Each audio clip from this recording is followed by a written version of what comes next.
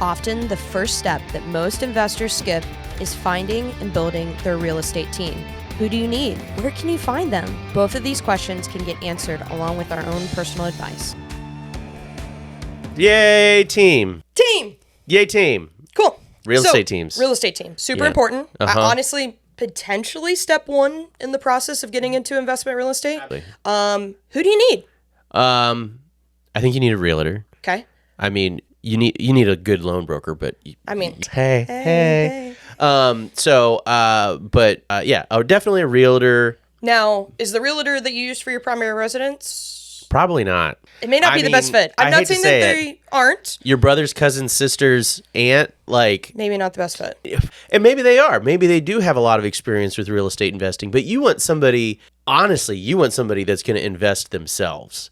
Key. Because if they don't really understand the lingo, I mean, we throw all kinds of crazy acronyms and stuff, and there's all kinds of different weird loan programs, and it's a different animal altogether. It's not retail. It's not retail. Primary residence, yeah. So I think asking that question, have you worked with an investor before? Yeah. What's your skill set in this space? Do they know about hard money? Do they know how that contract needs to be written? There's so many factors, and there's nothing, it's not to be mean to realtors, but not everyone specializes in the investor space. Mm-hmm. And I hope that they have the ability to say that out loud and to say, hey, I'm not the best fit for you. They may not. Everyone needs a paycheck.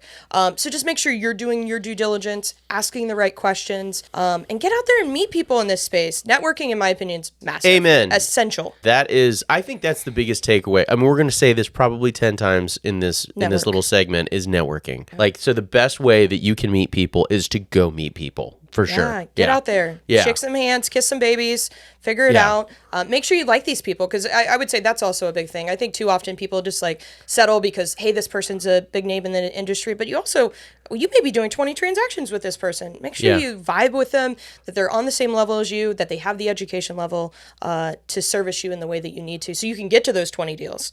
Because you could be with a realtor that's not appropriate, and you could be sitting at deal number 1, just struggle bussing the whole time. So who's the next team member? Accountant. I would put accountant in there. Okay. So a CPA that understands real estate is going to be super important. Again, someone that truly says, I work with investors, because again, not all CPAs say, I want to work with real estate investors. And actually, in a lot of cases, once you get to a certain level of properties, they're like, please don't work with me. I love you and you're a great person. We've done business for years and years, but I may no longer be a good fit for you. Yep. Have those frank conversations, because if you have ambitious goals, you need someone that's going to support those ambitious goals and be able to give you tax advice, because this side of things has so many tax implications that honestly, even we're not skilled. That's not our wheelhouse. Yeah. We know enough to be dangerous. Mm-hmm. But you need someone that you could call and say, hey, I'm running into this scenario tax-wise. Am I making the right decision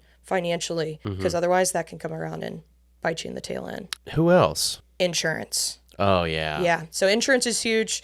I think, it's a couple layers. So if you're doing a fix and flip loan, you actually need a builder's risk policy, not your traditional homeowner's insurance policy. And so most people may not know that. The builder risk policy will protect you while you're doing construction on the property.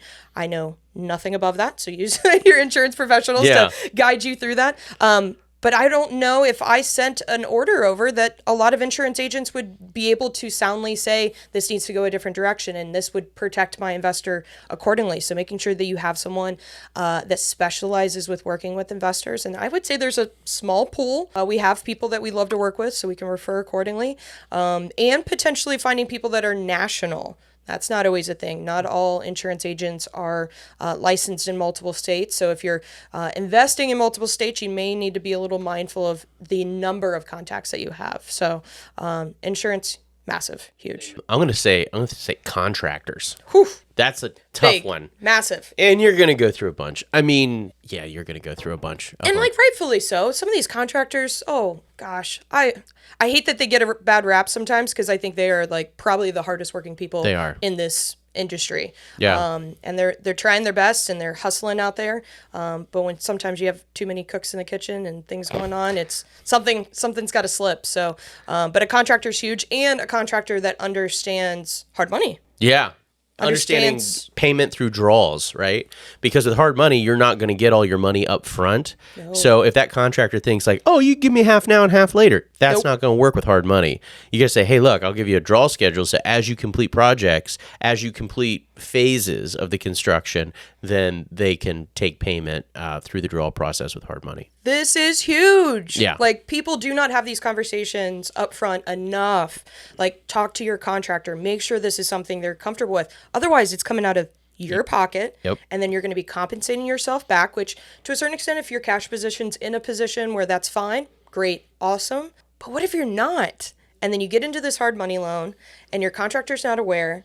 You're going to piss off people, and you want these relationships. If you land a solid contractor, you do not want that relationship to be diminished just because you didn't have upfront conversations as to how payment will be working. Yep. So And again, where are we going to meet these people? Networking events. get out there. Go to networking. Okay, well, where do you, and here's a new question. Where do you find networking events? I would say Facebook's a good start. The great thing about the investment real estate space is that the social media side of things is huge. I mean, you could spend hours and hours on social media looking at investment real estate tips and tricks and events. So really go to your city, Google it. So I'm in Columbus, Ohio, real estate investing.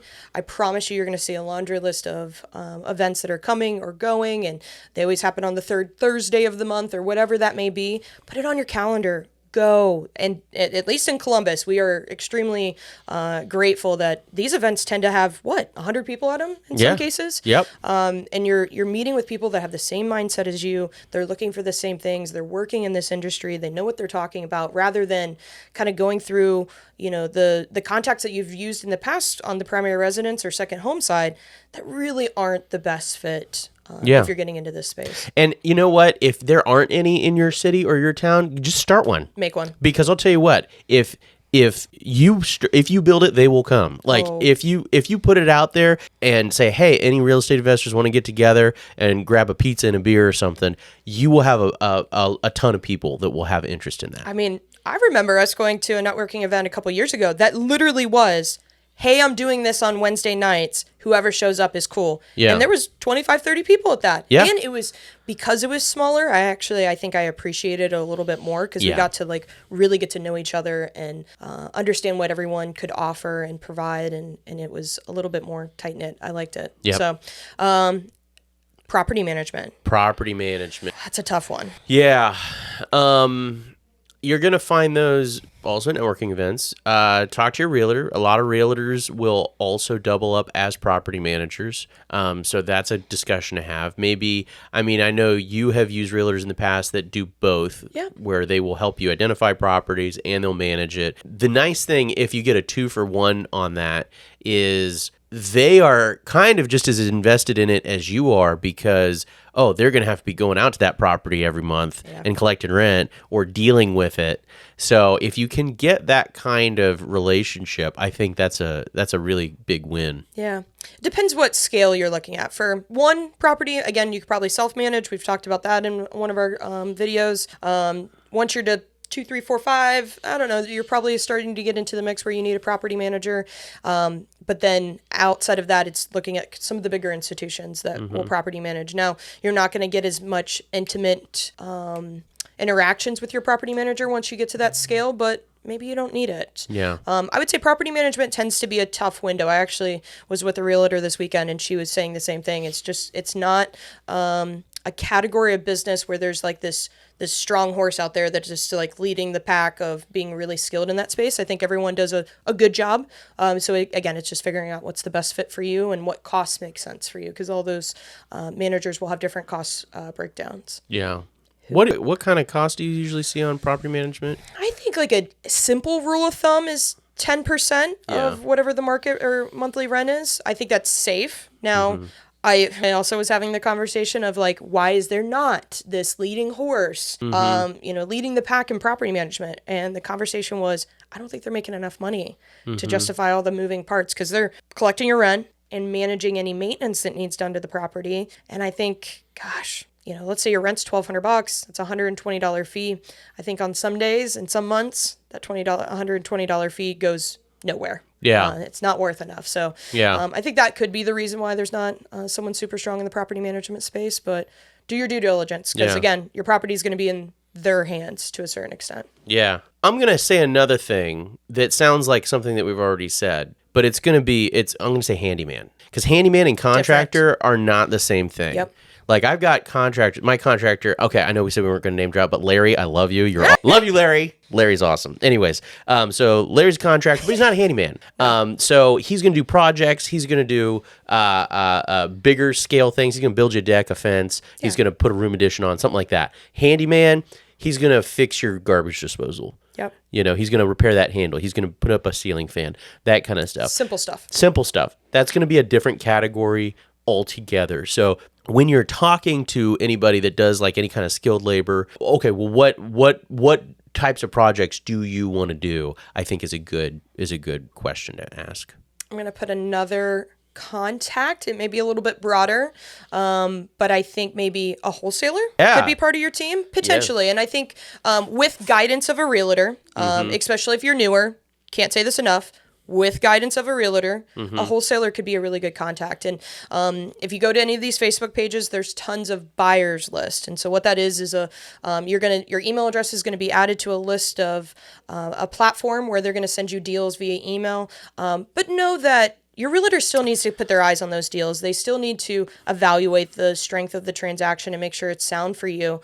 But having a good wholesaling contact, I think, could allow you to get in front of more transactions that you can consider. So for my friends out here that don't, what's a wholesaler? Wholesaler. So a wholesaler is an individual that is generating off-market transactions. And the way that they're doing that is they're making calls to sellers that I would say are in distressed situations, and that could be endless, honestly. That could be an estate where the individuals that inherited the property have no interest in continuing, the ownership of that and just want a quick and easy sale. That could be someone in a distressed financial situation, health, anybody that's sitting there saying, give me cash and you can have it. And so they're arranging payment for the property. And then in return, they're saying, well, there's still some room in this deal for all of us to make a transaction out of this. And so say I'm the wholesaler and I locked up this property for $50,000. But honestly, the deal still makes sense at $75,000. So then I send it out to my buyers list and Adam picks it up and he says, great, the thing's listed for $75,000. I can still flip this property and make money. But what Liz over here is doing is I'm adding a $25,000 assignment fee in between, takes care of me. You still have a good deal. Seller gets their cash payment that they need and everyone's happy. Yeah. These off-market deals are huge right now. I mean, I would say, yes, there's deals on the MLS, 100%. But I would say if you're going to scale, you'll definitely need to be considering, wholesale transactions. So making sure that you're getting on those buyers lists. Again, send them over to your realtor, let them do their homework, let them work those numbers, and come back to you with, hey, these are two deals that are super solid. Let's consider these further. Do we do lawyers yet? Ooh. Lawyers. That's a big one. You want to get a little lawyered up. Yeah. At least someone in your back pocket for those whoopsie-daisy moments. Well, yeah. I mean, because, okay, can you Google a lease? Yeah, you can. What kind of protections I can give you? Probably not much. Get somebody, develop a relationship with an attorney. I mean, for them to do a lease, it's going to be maybe a couple of $100, hopefully, Yep. Especially if they're just a local real estate attorney. And then they can then help you tailor that lease so it protects you with any changing laws. Yeah. So real estate laws change all the time. Liabilities for landlords can go up and down accordingly. So you want to make sure that any documentation that you're putting out there is something that will actually protect you. Yeah. I mean, because otherwise it's just window dressing. There's like not anything to it. And yeah, I mean, if it comes down to you having to evict somebody, you want to be able to actually do that if you have Need to. Yeah. And then all of our loans close in an LLC. So oh yeah, you got to have an LLC. Yeah. Simple. Yeah. Yeah, for like the DSCR, for hard money, a lot of these lenders, these are, these are hedge funds. They want to make sure these are business purpose loans, that you're not living in it. So they're going to want to make sure that we're closing in an LLC, everything's above board, and everything's. So that attorney can help with your operating agreement and take care of that as well. So it's good to have them in your back pocket ready for those moments. And quick tip on LLCs in Ohio. So a single member LLC does not need to have an operating agreement. However, every single lender on the planet Will does. want one. Yeah, Yep. absolutely. So you got to get an operating agreement. Yeah. So attorney, is there anyone else? That's pretty much covering it. I think that, like, if you have those people in place, I mean, there are some, well, I was going to say there's some tertiary people, like if you're running STRs, like short-term rentals, you want to have a good cleaner. yeah, maybe in a short-term property manager that specializes in that space. If you're flipping properties, a stager, gotta name drop my wife. She stages Columbus, Burke Lawrence. I mean, there's so many, like the list starts to grow, Yeah. but these are your base people. Yeah, These are absolutely. like, this is essential to go to deal one. Yep. After that, your community will grow and grow and grow. And honestly, that community will be the reason why you're successful. Amen. Let's go.